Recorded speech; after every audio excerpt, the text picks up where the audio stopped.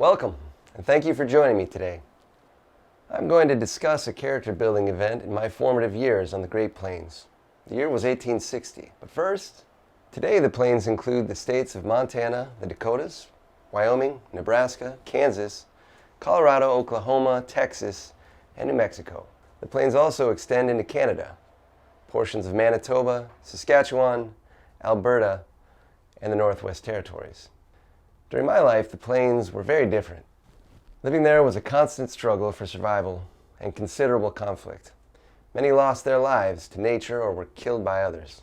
The Plains were the American frontier, standing as an obstacle to migrate between the East Coast to feed the explosive growth of settlement on the West Coast. In 1860, I was a boy of 13, responsible for providing for my mother and sisters. My father died when I was 11.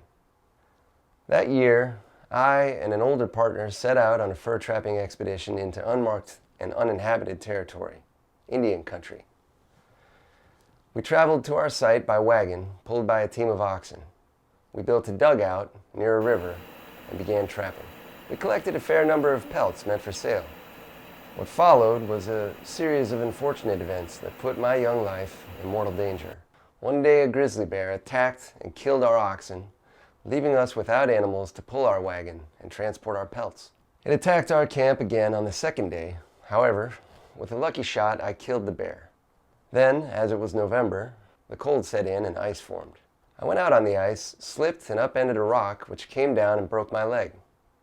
My partner set the leg and immobilized it. But now the only way I could travel was by wagon. As we no longer had an ox team, that was impossible. Only one choice remained. My partner would have to go back to the nearest settlement and bring back a team of oxen. We estimated a round trip would take him 20 days. So we packed me into the dugout with enough provisions to last that long and rigged up a cup so I could reach out to the snow and get water. To beat back the boredom, I read the books we brought with us. One of them was the Bible, and yes, I read it, not realizing the impact it would have eventually on my life. In 1905, I discovered God, and just before my death in 1917, I was baptized into the Catholic Church. Figure that. So on day 12, as I was sleeping, someone tapped me on my shoulder, and as I looked up, I saw an Indian in war paint with others entering ominously into the dugout. I was convinced I was doomed. But then an older Indian entered the dugout. We knew each other. He was Rain in the Face, an Indian I had met on several occasions at Fort Laramie. Reality set in. My life was in his hands. There was a long discussion. At last, they made their decision. They were sparing my life, but cooked the food and feasted, took everything, but left me some provisions and baking soda. I had wondered what they would have done with baking soda anyway. The Indians left. Then it snowed heavily and covered our dugout. I was deeply concerned that the snow would, at best, delay my partner's arrival, or at worst, make it impossible for him to find me. Well, he was delayed. Days passed. However, on day 28, I heard his voice calling my name.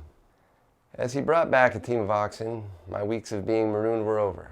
To our delight, we discovered the Indians had left our wagon and had not found our pelts. We loaded the pelts on the wagon, hitched the oxen, and left, traveling for 8 days before we reached a farm, then onward to return the borrowed oxen. In payment, we gave them some of our pelts, and then on we went to our destination where we sold the rest of the pelts. I had earned some badly needed money to give my mother and sisters.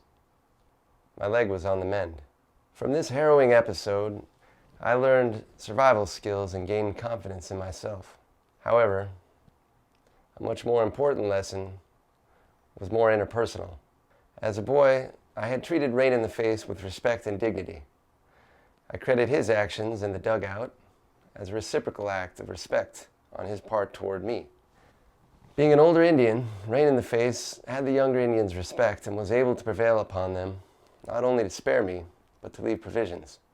Later, I even ran into Rain in the Face again at the World's Fair in 1893.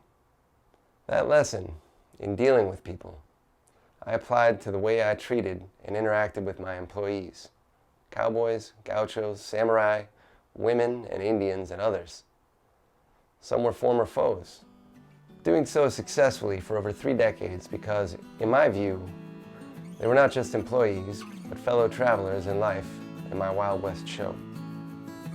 I also learned the value of having a trusted and loyal partner. There, I was not always successful, but I nonetheless had some priceless partnerships.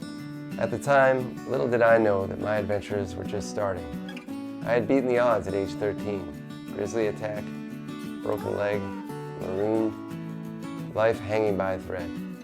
I came out stronger. Until next time, happy trails.